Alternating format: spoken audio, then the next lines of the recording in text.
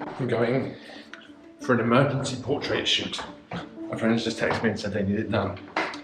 So we're going to go get a cigar and check that out. Hopefully this isn't too dizzying. This is what I do every day. Every day. So we're going to Davidoff cigar shop downtown. It's going to unlock the city bike. Try and get some cool shots. They've just reopened their indoor cigar thing. Cool. New city bike app. Cool. Complicated. Complicated. Complicated. I think it's this one. Scan to unlock. Okay. Should go bidding. Bidding. It did. It did. The system works. So the key to New York cycling is try not to die.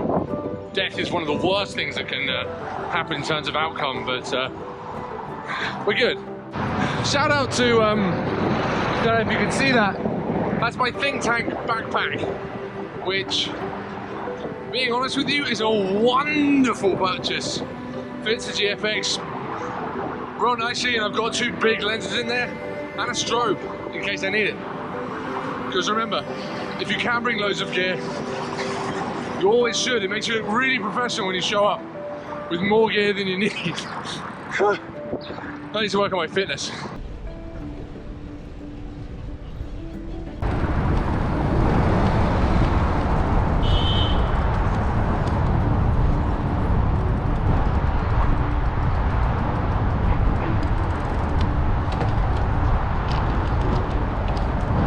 How is that for timing? There was no docks here, thank God.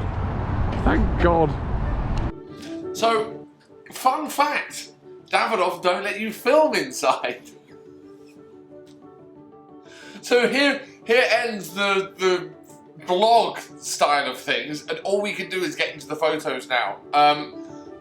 This part of the video, I think it's more useful if I focus on like a couple of images. So what I've done is I've selected like 4 or 5 that I took from the whole thing. So that's 1 or 2 that we took from inside the cigar shop. And I also took a portrait of a friend of mine outside the bar after we had a glass of wine as a bit of a wrap party. So first one was on the 32-64, second one was on the 110 f2.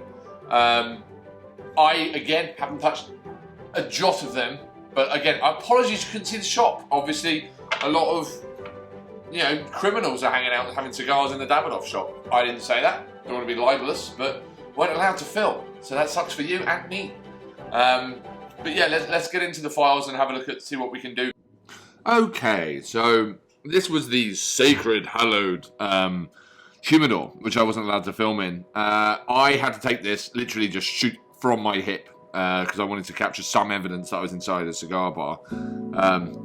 There's me. I'm not going to spend any time on this file because everything was set to auto and it was just literally just snap. It was this photo actually that caused the end of the relationship with Davidoff. But where we were able to get to, again, straight out of the file, pure raw files. If you look at the edits tab, I've done nothing to these files at all. I think that's really important. There's a ton you can do in editing, and I will do an editing video one day, but I want to show you a realistic picture of exactly what you're getting out of these files. So again, what am I going to do here? We'll just do some basics, just to bring... Okay, another thing you need to recognize is that medium format has a completely different native crop ratio, which you can change and go back to 2:3 that you might be more used to with other Fujifilm cameras, which I often tend to prefer from a cropping standpoint. And yeah, this is a nice chill photo. I like how the light falls off on this. Again, I'm not going to touch any of the edits, so this is straight out of camera. There's nothing more pleasant in this life than zooming in on a Fujifilm GFX 100 file.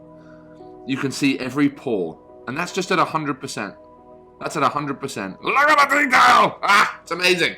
I'm consistently and utterly staggered by this. I don't like, it's a little bit contrived in there, so I brought in one other photo. You can tell he's kind of smiling here, but there's a little bit more atmosphere in this one, which I like. Again, I'm going to give it a 3:2 crop, or 1:3 if you fat finger it. I'm going to give it a 3:2 crop. Where are you coming in here? Womp. It's a nice image. There's a little bit of too much negative space on the left-hand side, but you'll be very pleased with those. Again, for the people that are obsessed with the type of details, I'll drag the shadows right up. And yes, obviously it's hideous, but we're looking at the background here. That all seems very pleasant and rendered and captured. So even your darkest darks, is there detail in there? There absolutely is. There absolutely is in those files. It's going to be all creamy bokeh, but yeah, as you can say, with all of these files, you have a tremendous amount to work with. So these are all shot on my 32-64. I'm going to try and rush through this bit because I think some of this might be quite boring. I shot these outside my local bar that is called Local, actually. Again, we're going to go for a 3x2 crop. It's not because I don't like the medium format file size, but I actually don't know why it is. It might be force of habit. I don't know. This is Bianca. She's a good friend of mine. She's a wonderful person, but she was looking for... again, I think that's a little soft. You've got to look at this. Okay, so one of the points I wanted to... It's a usable image. But I'm shooting handheld with IBIS at 3200 ISO at f2, handheld at 1/30th, which is, I mean, loving the bokeh.